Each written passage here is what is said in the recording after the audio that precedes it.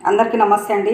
చూడండి ఫ్రెండ్స్, ఈరోజు వేడి వేడి రైస్, ఉల్లిగడ్డ egg curry, boiled eggs, banana, papaya, sweet corns, తర్వాత చూడండి బాయిల్డ్ బఠానీ, క్యాప్సికమ్ కర్రీ. మరెందుకు ఆలస్యం, చెప్పుకుందాం వీటిలో ఉన్నటువంటి పోషకాల గురించి. పప్పాయిలో విటమిన్ ఏ అధికంగా ఉంటుందండి. పప్పాయిలో ఆరోగ్యానికి చాలా మంచిది. ఇది మన కన్ను దృష్టిని చాలా బాగుంటుంది. అనేకమైన పోషక విలువలు కలిగినటువంటిది ఈ పప్పాయి అండి. పప్పాయిలో ఐరన్ శాతం కూడా ఎక్కువగా ఉంటుంది కాబట్టి HB% పెంచి మనల్ని ఆరోగ్యంగా ఉంచుతుంది. అట్లాగే దీంట్లో పొటాషియం అధికంగా ఉంటుంది కాబట్టి మన మెదడుని, గుండెను చాలా ఆరోగ్యంగా ఉంచుతుందండి.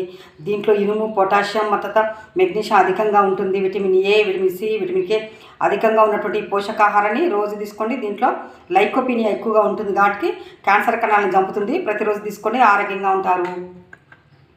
బనానా కూడా ఆరోగ్యానికి చాలా మంచిదండి. ఈ బనానాలో పొటాషియం ఎక్కువగా ఉంటుంది. ఎవరైతే మనం నడవలేని స్థితిలో ఉంటారు కదండి, కొంతమంది పొటాషియం తగ్గి వారికి పొటాషియం బాగుంటుంది. అన్ని రకాల విటమిన్స్, మినరల్స్ కలిగినటువంటిది ఈ అరటిపండు. చిన్న పిల్లల నుంచి పెద్దవారి వరకు తినొచ్చండి. దీంట్లో అన్ని రకాల పోషక విలువలు కలిగినటువంటిది పొటాషియం, తర్వాత ఐరన్, మెగ్నీషియం, కాపర్ అన్ని రకాలు ఉందండి. విటమిన్లు అన్ని రకాల B complex, vitamin A, vitamin C అధికంగా ఉండి యాంటీ ఆక్సిడెంట్స్లు పుష్కలంగా ఉండి మన ఆరోగ్యాన్ని జబ్బుల బారిన పడకుండా కాపాడుతుంది.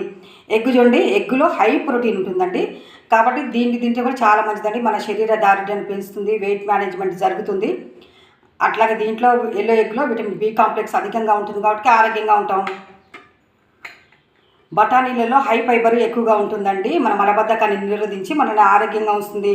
అట్లాగే స్వీట్ కార్న్లో కూడా హై ఫైబర్ అధికంగా ఉంటుంది కాబట్టి మలబద్ధకాన్ని నిరోధించి మనల్ని ఆరోగ్యంగా ఉంచుతుంది. చూడండి క్యాప్సికమ్ కర్రీ. ఈ క్యాప్సికంలో కూడా హై ఫైబర్ ఉంటుంది. యాంటీ ఆక్సిడెంట్స్, విటమిన్స్ అధికంగా ఉంటాయి కాబట్టి మనల్ని ఆరోగ్యంగా ఉంచుతుంది. Vitamin C, vitamin A, vitamin K అధికంగా ఉంటుంది కాబట్టి వ్యాధి నిరోధక శక్తి పెరిగి మనల్ని చాలా ఆరోగ్యంగా ఉంచుతుంది. మన కను దృష్టిని జిరాప్తమలియా అనేటువంటి జబ్బు రాకుండా కాపాడుతుందండి. ఇంకా రైస్ వచ్చి కార్బోహైడ్రేట్స్ అధికంగా ఉంటాయి కాబట్టి కార్బోహైడ్రేట్స్ మోతాదుగా తీసుకోవాలండి. నేను 100 గ్రాములు ఉంటుందండి రైస్ అంతే, మిగతాన్ని తగ్గిస్తానండి. చూడండి ఈరోజు నాది ఇదేనండి మధ్యాహ్నం lunch. Thank you. Please like, share, subscribe my channel.